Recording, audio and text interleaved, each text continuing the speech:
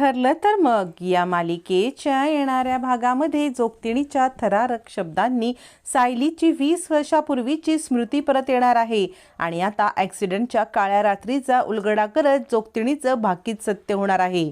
खोटारड्या प्रियावरती जोगतिणीचा कहर होणार आहे।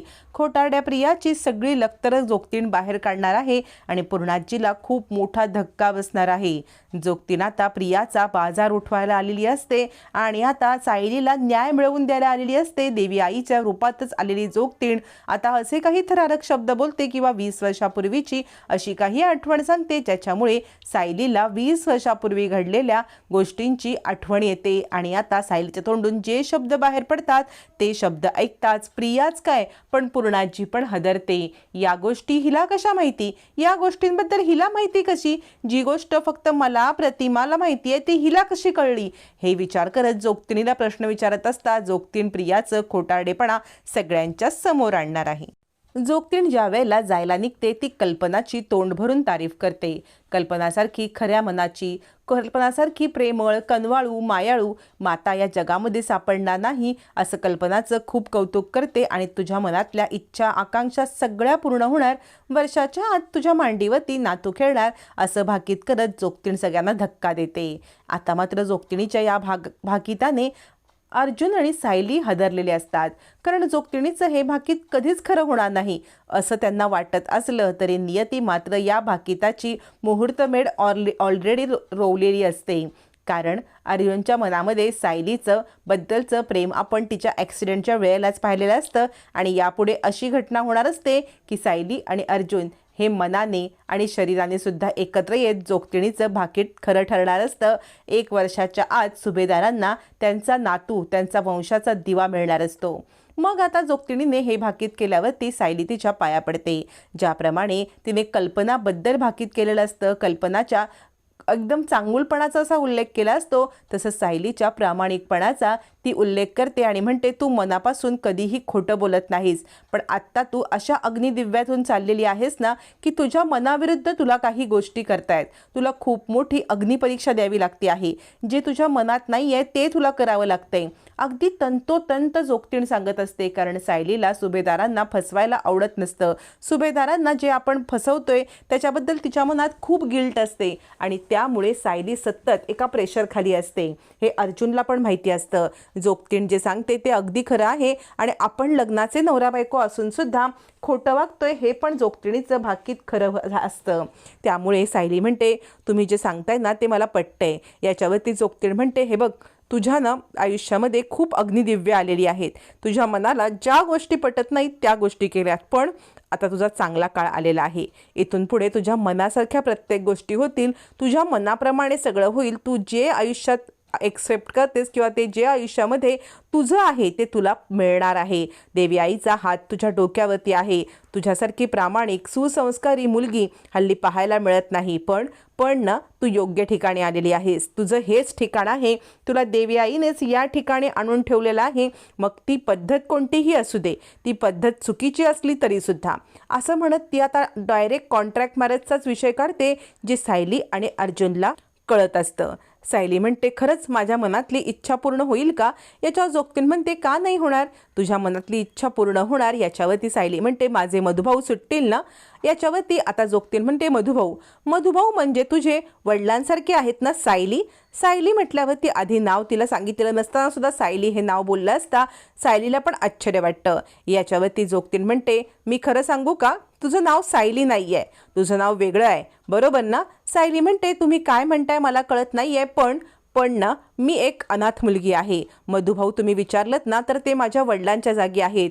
लहानपणी मी हरवले होते, मधुभाऊंना देवळाच्या पायरीवरती सापडले आणि तिथपासून मधुभाऊच माझे वडील आणि मधुभाऊच माझे आई, सर्वस्व माझे मधुभाऊ आहेत। मधुभाऊंनी मला लहानाची मोठी केली, पण एका विचित्र घटनेमुळे नाहक ते या प्रसंगात अडकलेत आणि या सगळ्यामध्ये ते खूप मोठ्या विचित्र पद्धतीने जेलमध्ये अडकलेत। त्यांना सोडवण्यासाठी जे काही करता येईल ते मी करेन, कोणते उपास तापास देवी आईचा कोणता नवस असं काहीतरी तुम्हाला सांग, असं म्हणत आता इकडे सायली जोगतिणीकडे आता मधुभाऊंना सोडवण्यासाठी नवस सायासाची प्रार्थना करत असते।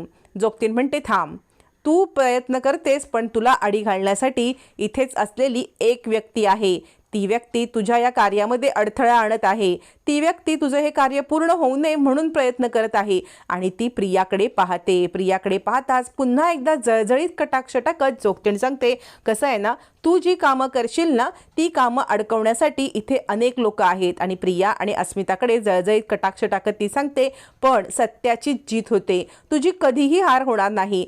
तुझ्या आयुष्यामध्ये सत्याच्या मार्गाने तू जे काही करशील ना ते नेहमी पूर्ण होईल. मग कितीही लोक त्याच्यामध्ये आडकाठी करायला येऊ दे, कितीही लोकांनी त्यात पाय घालू दे, पण त्यांना त्यांच्या पापाची शिक्षा मिळत तुझं कार्य नक्की पूर्ण होणार आहे. तू काळजी करू नकोस, तू चिंता करू नकोस. तुझ्या आयुष्यामधले सत्याच्या बाजूने लढत राहा, विजय तुझाच होणार आणि जे तुझ्या मार्गात येतील त्यांचा पराजय निश्चित. असं म्हणत प्रियाकडे पाहत ती आता रागारागात एक जळजळीत कटाक्ष टाकते.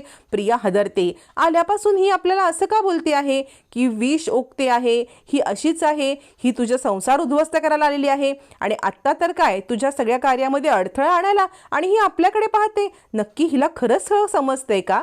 जोगतीण म्हणते, काय विचार करतेस, मला कसं समजलं? प्रिया अजून हदरते. जोगतीण म्हणते, या दुनियेमध्ये सत्याला उशिरा न्याय मिळतो, पण मिळतो. आणि ती पूर्णाजीकडे त्याने म्हणते, तुझ्या डोळ्यावरची खोटारडेपणाची पट्टी काढून टाक. तू न खोट्याला खरं, खऱ्याला खोटं असं करायला निघालेली आहेस.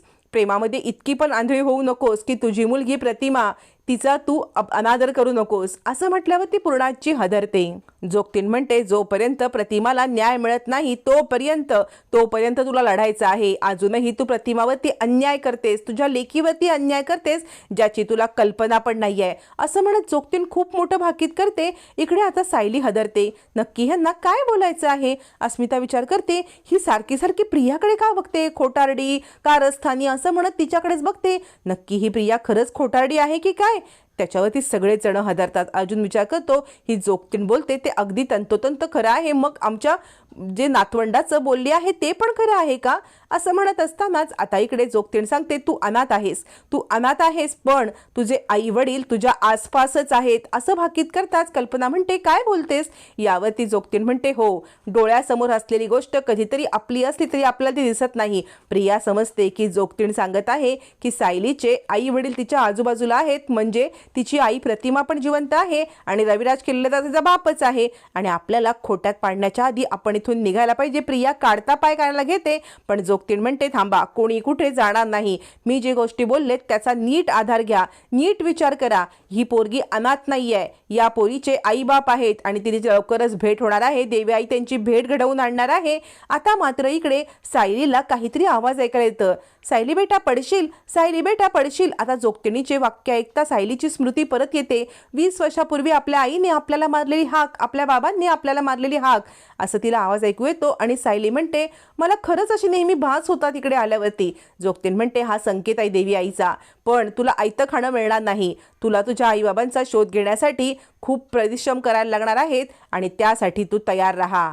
आता मात्र जोगतीणीने इशारा तर दिलेला आहे, सायलीने इशारा समजलेला पण आहे, सायलीला जोगतीणीच्या शब्दाने सत्य आठवलेलं पण आहे.